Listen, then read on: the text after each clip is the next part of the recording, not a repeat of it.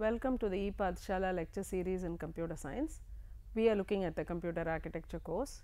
So, this module is on cache coherence again. It is an extension to the earlier module that we looked at.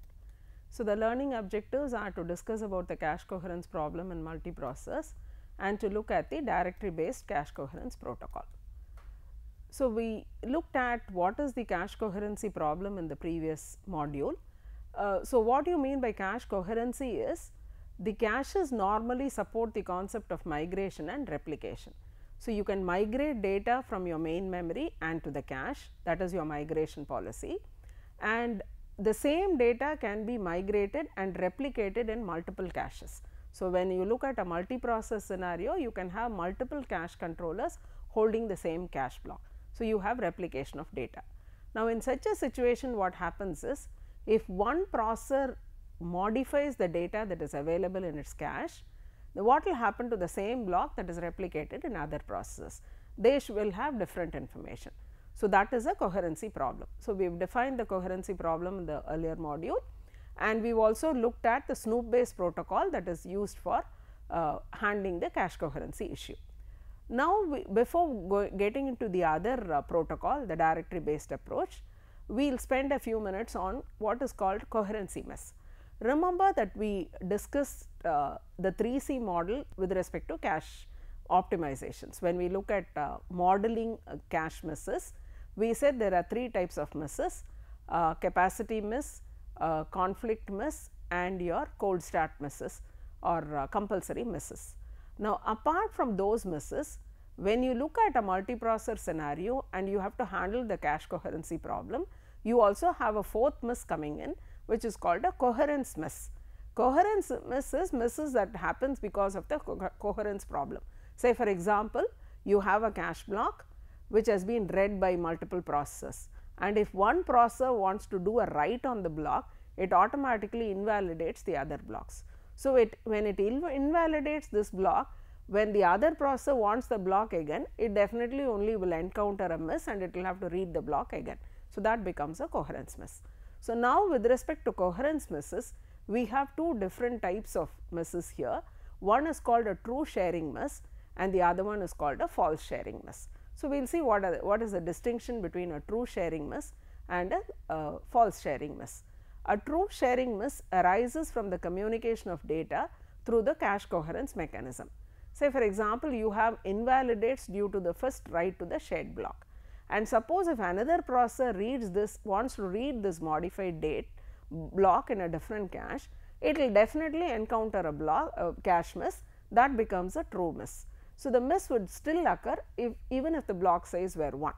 If you are not looking at block sizes larger than 1, even if the block consists of only one word, the block this word has already been modified by some other cache controller processor. So, which means that if some other processor wants to read it, it will definitely encounter only a miss. So, that is an example of a true sharing miss. On the other hand, false sharing misses are those when a block is invalidated because some word in the block other than the one being read is written into. So, basically say for example, I have a block A has been cached by 2 processors. Processor 1 modifies this block. So, it has been invalidated there. Processor 2 wants to read this data. He may want to read some other data within the same block. He is not using the modified data that of the first processor, but still because the entire block has been invalidated, he will have to read it afresh and then he will have to use the data. So, that becomes a false sharing miss. Now, this false sharing miss occurs because the block size is going to be more than one word. If the block size had been one word only, then you would not have had this miss. So, the invalidate does not cause a new value to be communicated, but only causes an extra cache miss, because after all I am not interested in the modified word, I am interested only in a different word, but still because the block itself has been invalidated, I will still encounter a miss. So, that is a false sharing miss. So, the block is shared, but no word in the block is actually shared. So, this miss would not have occurred if the block size were only one word. So, that is how you will have to distinguish between a true sharing miss and a false sharing miss.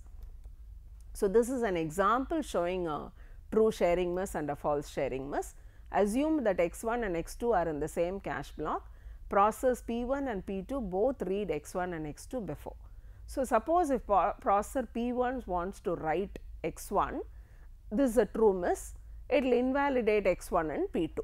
It will automatically, because it is doing a write operation, it will invalidate x1 value in P2 by invalidating the block itself. Now, if processor P2 wants to read x2, because the block has been invalidated, the entire block has been invalidated, it wants to read only x2, only x1 has been modified, but still it will encounter a miss. So, it becomes a false miss, because x1 is irrelevant to P2. Similarly, if processor P1 wants to write x1 again, it again has a false miss, because x1 is irrelevant to P2, and when it wants P2 wants to write x2, that again becomes a false miss, because x1 is irrelevant to P2. And if processor P1 wants to read x2, it becomes a true miss, because the invalidate of x2 has happened in P1. So, this is an example of a true sharing miss and a false sharing miss. Now, we look at the problem associated with your Snoop based cache coherence protocol, and why we will have to look at the other coherence protocol. When you look at the Snoop based cache coherence protocol, you know that it has a scalability problem, because the interconnect that you are looking at is a bus. So, if multiple processors try to have access to the bus becomes a bottleneck, and that gives you a lot of problems. So, that is your scalability problem. So, as an alternative to this, can you look at directory based protocol, particularly when you are looking at distributed shared memory architecture. So, the directory based protocol, what it does is, it maintains a directory which keeps track of all the cache blocks in all the processors. So, which caches have copies of the block in the dirty state or clean state, whatever it is, everything is stored in the directory, and information per memory block versus per cache block. So, the positives of that is, in memory it is a simpler protocol, because it is centralized, it is available in one location. The minus is that directory is a function of the memory size versus the function of the cache size. So, depending upon the number of processors you have, number of caches you have, and depending upon the block size, the entire information is going to be maintained in your directory. So, the directory may become a bottleneck. So, if the directory becomes a bottleneck, in order to avoid the directory becoming a bottleneck, what you can do is, you can just distribute the directory itself, you can share it along with the memory modules. So, this gives you an overall idea of what is meant by a directory based protocol. Earlier we have already seen the distributed memory architecture, where the memory is being distributed. It is still a shared memory architecture, but it is a distributed shared memory architecture. So, you can see that the memory and IO are distributed across the various memory processors, which gives rise to a NUMA style of architecture. Now, what we do is, the information about all the blocks, memory blocks, with respect to each of the caches of the processor is maintained in one directory which holds the information about everything. Just like how our telephone directory holds the information about all the details about the customers, here the directory holds the entire information about the various cache blocks, where they have been cached in, what is the status of these cache blocks. But in order to avoid the problem associated with the directory become a bottleneck, you just split the directory and save it along with your various modules. Say for example, if you look at an 8K memory, I am just looking at smaller numbers.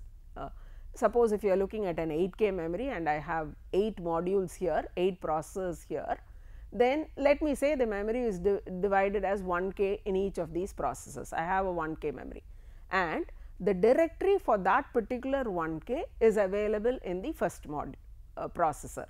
So, the directory for the second 1K is available along with the other processor. So, that is how your directory becomes distributed.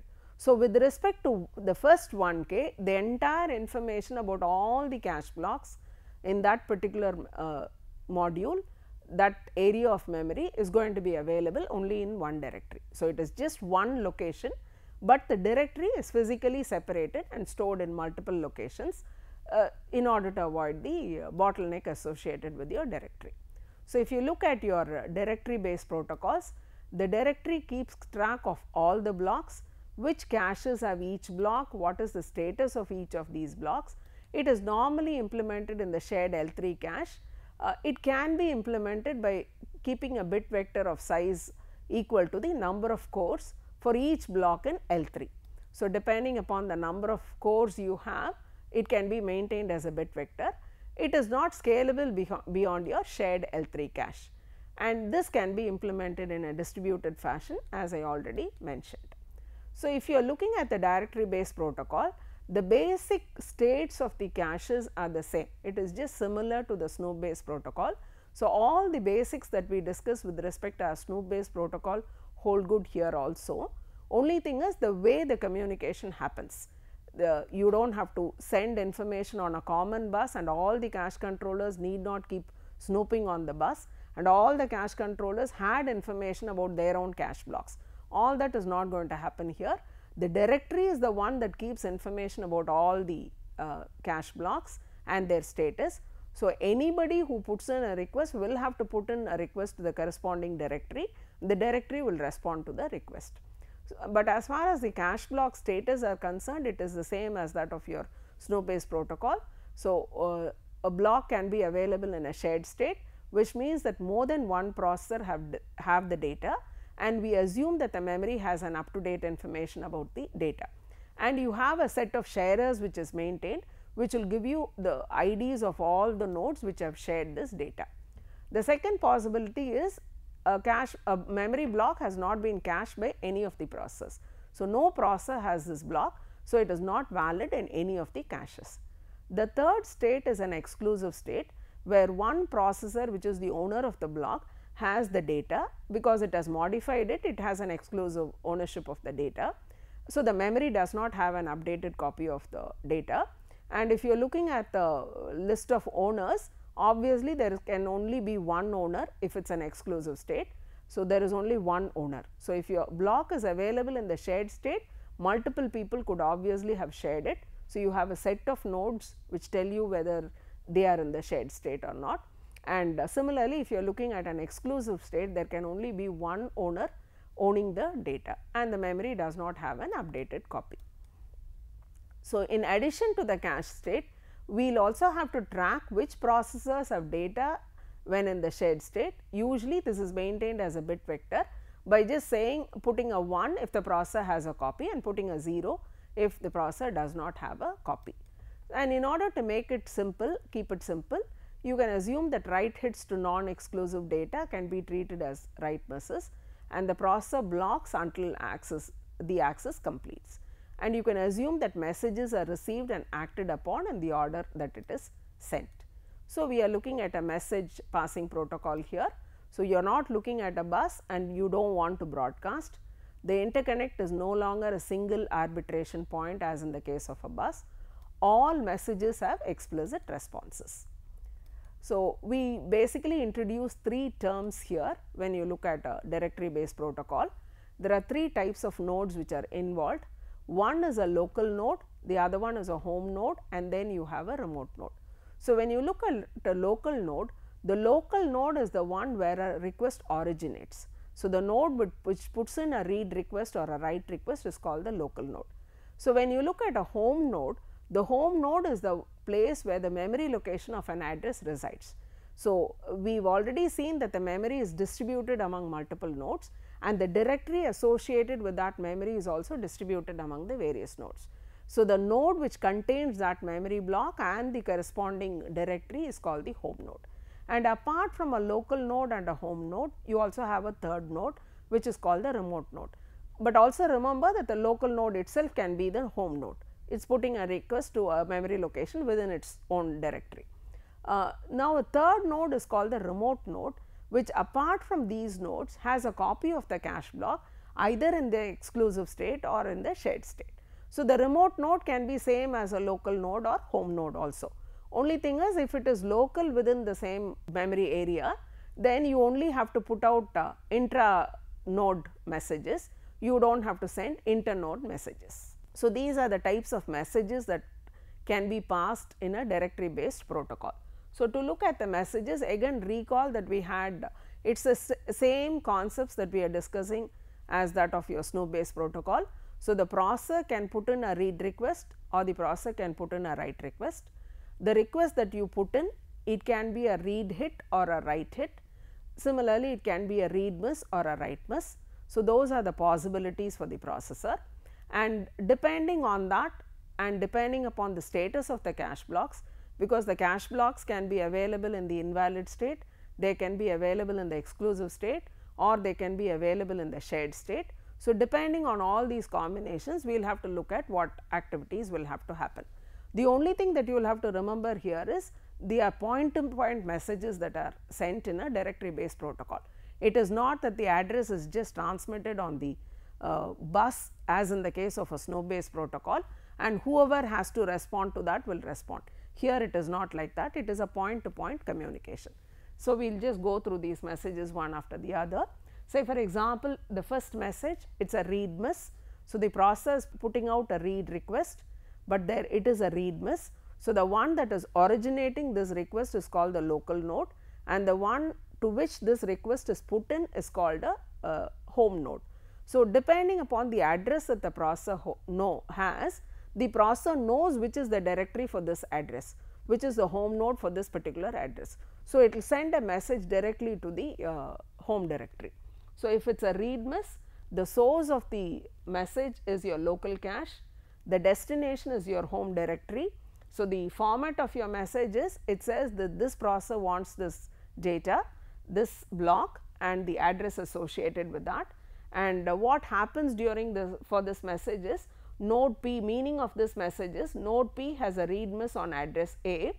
So, it will have to request data and it has to make P a read sharer. Remember that I told you that you have a sharers list. Now, this process is putting out a request for a share operation, read operation. So, this has to be included as part of your sharers list. Similarly, if the processor wants to do a write operation and if it is a miss, again it puts out a write miss. So, the local node puts out a write request to the home directory in the format as P comma A. P is the processor number and A is the address. So, node P has a write miss at address A. So, it is requesting for data, and because it is requesting for data for a write access, it has to become the exclusive owner. Nobody else can own the data now, it is an exclusive owner. Similarly, if it is an invalidate that has to be sent, suppose if you have to do a write operation, before you do a write operation, you will have to invalidate all the caches which have cached this data. So, the invalidate is going to be sent by the home directory. So, when the processor puts in a write request to the home directory knows which are the cache controllers which have cached in this information. So, it will have to invalidate all those cache blocks. So, that is done by the home directory. So, invalidate, a local cache sends information to the home directory at an address A. It says that I am going to write into this. So, the request to send invalidate to all remote caches that are caching the block at address A. So, the directory will have to send in invalidate information. Similarly, the home directory, depending on the blocks that have been cached, the home directory sends in to the remote caches an invalidation of the shared copy of data at address A. Similarly, when you have a fetch operation happening, when you have to fetch the data, the source of the fetch operation is the source node. So, home directory, the source is the home directory.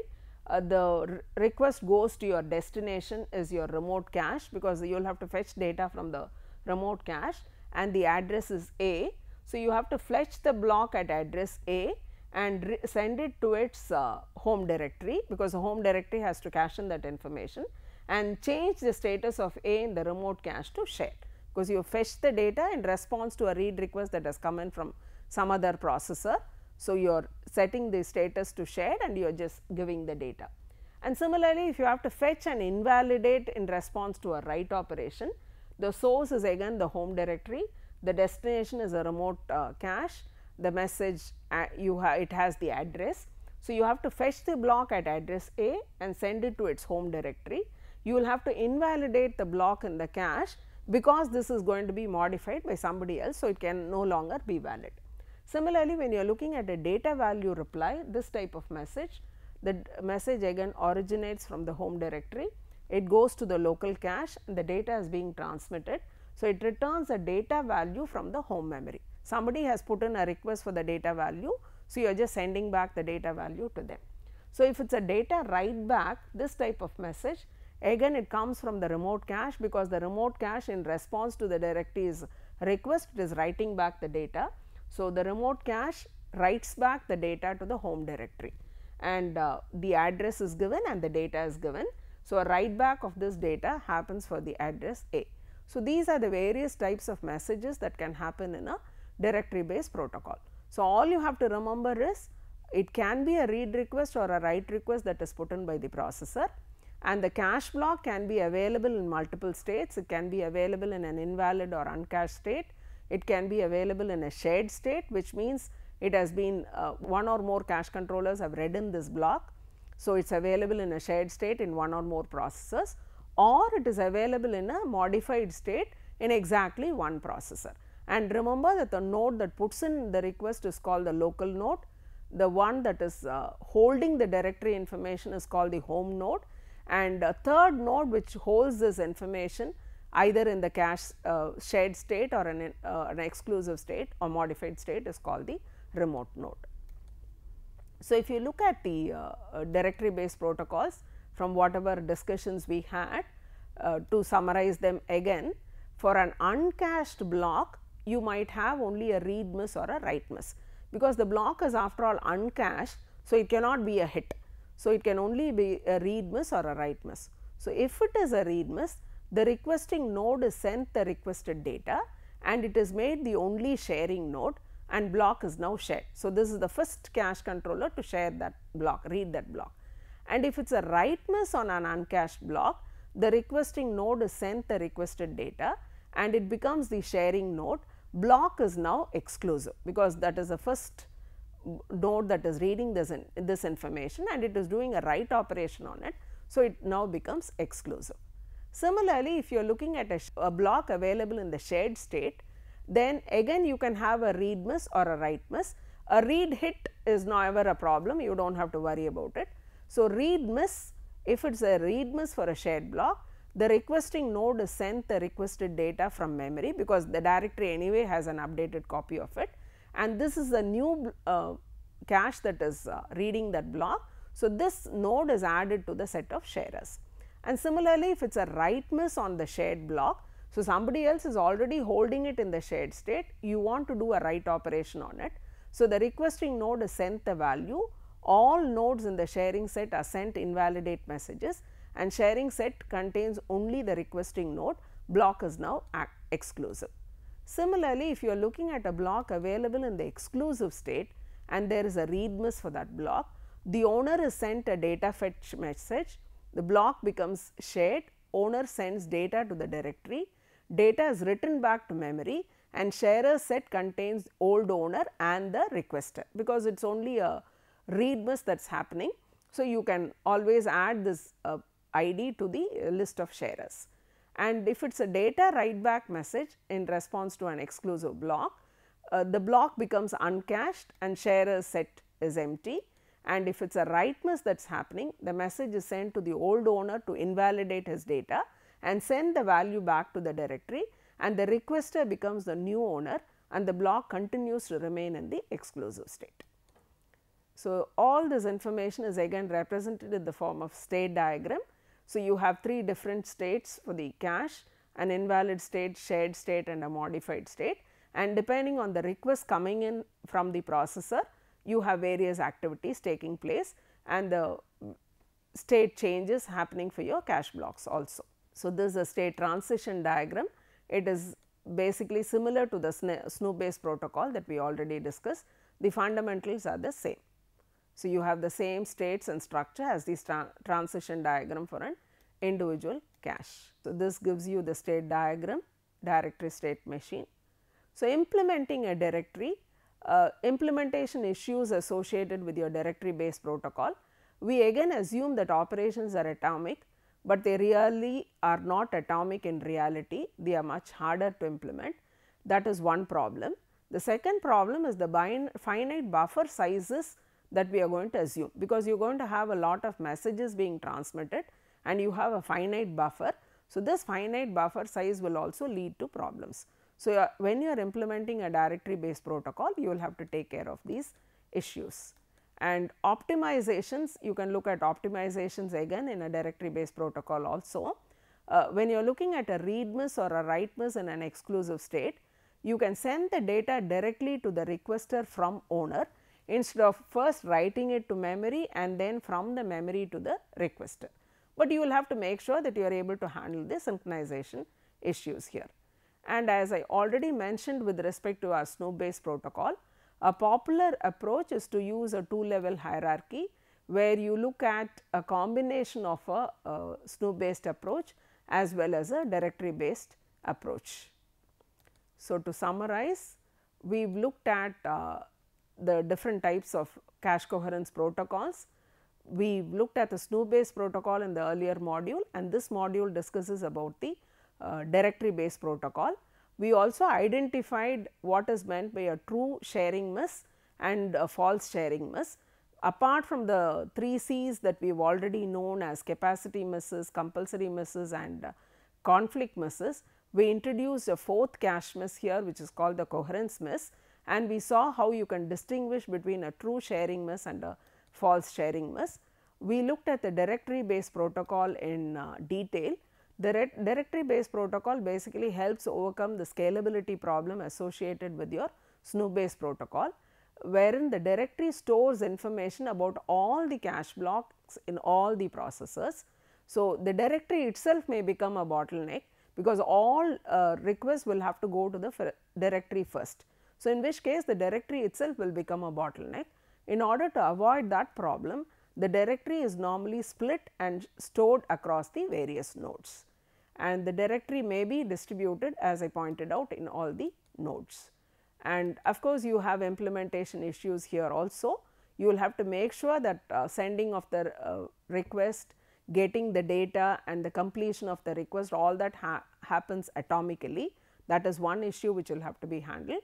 The second issue that you will have to handle is the associated with the finite buffer size of your nodes. So, all these issues will have to be handled with respect to implementation. Similarly, you have certain drawbacks of the protocol also. So, in order to have benefits of both your Snoop based protocol as well as the directory based protocol, you normally have a combination of the two protocols which can be adopted in practical systems. Thank you.